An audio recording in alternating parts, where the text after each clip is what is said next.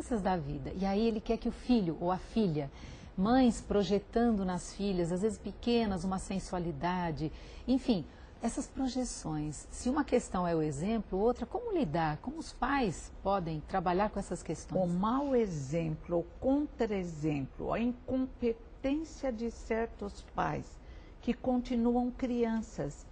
Tem senhoras e senhores que já dobraram o cabo da Boa Esperança, já deviam estar se preparando para essa projeção luminosa, Sim. ou projeção menos luminosa, não importa, para o desenvolvimento, e continuam mergulhados em sonhos tolos, em ilusões. Temos que amadurecer. Martim Lutero, o grande missionário, queria ser filósofo. Sim. E o pai exigiu que ele fizesse direito. Aí ele entrou na faculdade, personalidade firme, abandonou. Mas Kardec lembra, em Leis Morais, que devemos amparar nossos filhos e aceitá-los como eles são. Não podemos querer desejar um molde especial. Perfeito. Então Kardec diz, uma criança que seria um artesão feliz, empurrado pelos pais se torna um médico infeliz, um advogado infeliz. E o que interessa é se transformar no indivíduo de bem, seja qual for a profissão com que se expressar, porque todas as profissões são lindas. Temos que acabar com conceitos absurdos, frutos de uma sociedade imediatista, materialista e cruel para os diferentes.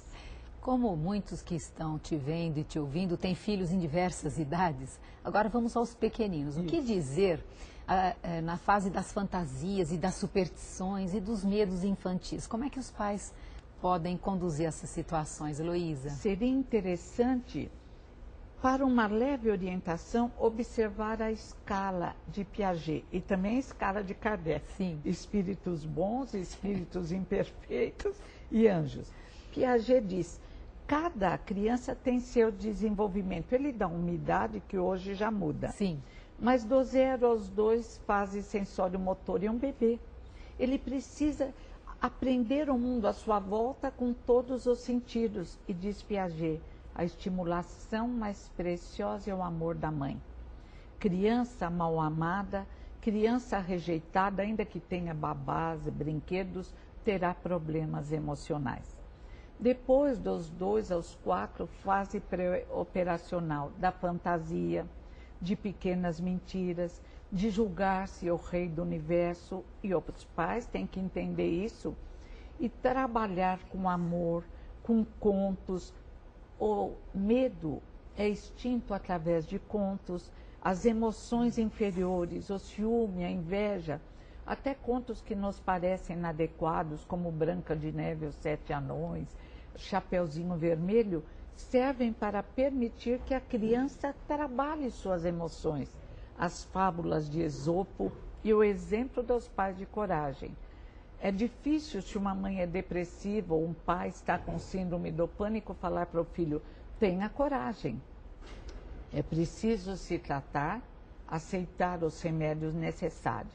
Bem trabalhada, a criança do período pré-operacional vai para o operacional concreto.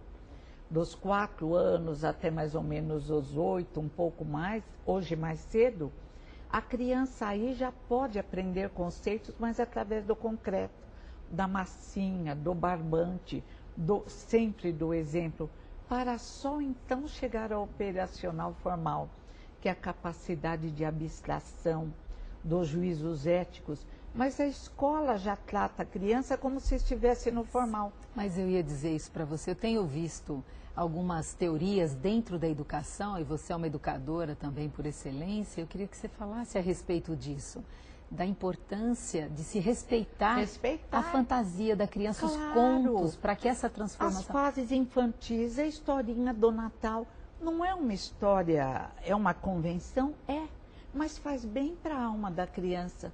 Não podemos colocar as crianças num deserto árido.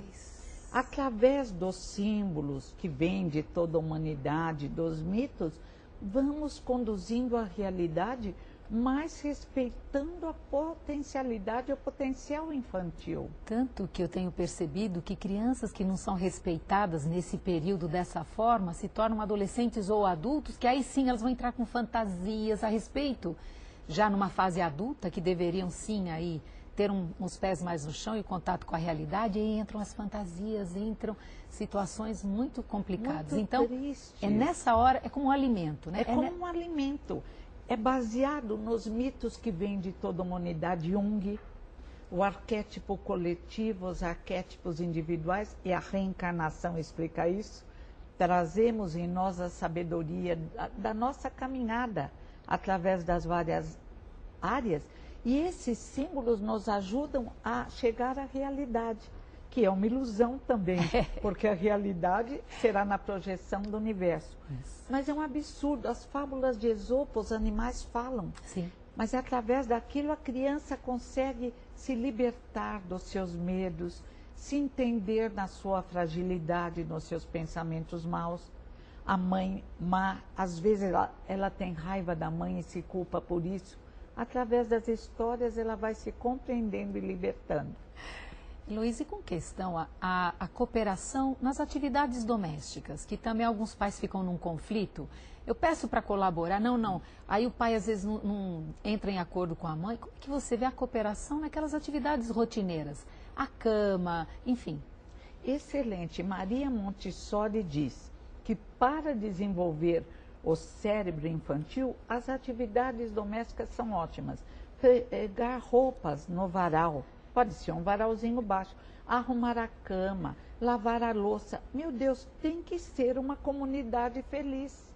Agora, não tem cabimento a mãe ficar escrava de todo mundo e se torna desagradável. Sim. Começam as cobranças e as crianças vendo televisão dia e noite. Sim. Aliás, quando proíbem o trabalho infantil duro, tudo bem. Claro. Mas o adolescente até 18 anos ficar na rua se entrega às drogas. Então, existem trabalhos que as crianças podem e devem fazer, e fazem com alegria, brincando. Trabalhos que ajudam o desenvolvimento do cérebro, do corpo físico, despertam a inteligência. Heloísa, quando voltarmos do intervalo, que agora estamos indo para ele, eu gostaria que você falasse a respeito daqueles pequenos defeitos que a criança já começa a manifestar, como os pais podem fazer em relação a esses defeitos. Agora, nós vamos a um breve intervalo, mas continue ligado, Transição, volta já com você.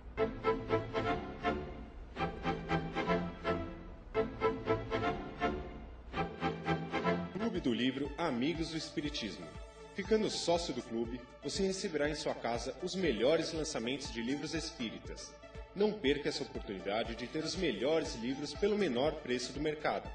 Inscreva-se já, ligando 11 2979 2157 ou acesse www.amigosdoespiritismo.com.br. Os livros citados neste programa podem ser adquiridos na Mundo Maior Editora. Acesse mundomaior.com.br.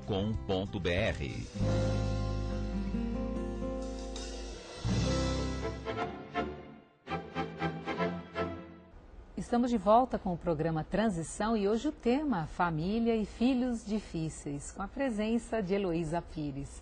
Heloísa, eu deixei uma pergunta no ar e a pergunta é a respeito daqueles defeitos quando os pais percebem na criança desvios de comportamento, o que eles podem fazer, como eles devem se comportar?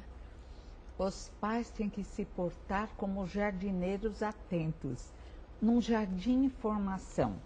Outro dia eu soube de uma história de uma mãe que eu achei maravilhosa. Ela pegou o filhinho, o filho havia chutado o cachorrinho. E ela pegou o filhinho e dizia, aliás, descendência oriental. Ela dizia para o filhinho, peça desculpas ao cachorro. Explique que você não sabia que ele iria sofrer. Aí o filho dizia, eu não quero. Ela falou, se você não pedir desculpa, nós não saímos daqui. Aí a criança foi e pediu. Já pequenininho, essa agressividade mal dirigida, que aliás tem que ser trabalhada através do esporte, da natação e do diálogo. O diálogo é a arma principal. As mulheres adoram conversar, os homens também. Por que não conversar com seus filhos? fazendo dos filhos seus grandes amigos. Mas não é a mãe amiguinha, é a mãe autoridade que veio não por acaso antes de tudo, mas uma mãe confiável, que conversa, que comenta os distúrbios da natureza, que tranquiliza os corações e que convoca uma postura correta, ensinando que o porteiro, que o lixeiro, que aqueles considerados indevidamente menores do que os outros, porque isso não existe, são nossos irmãos.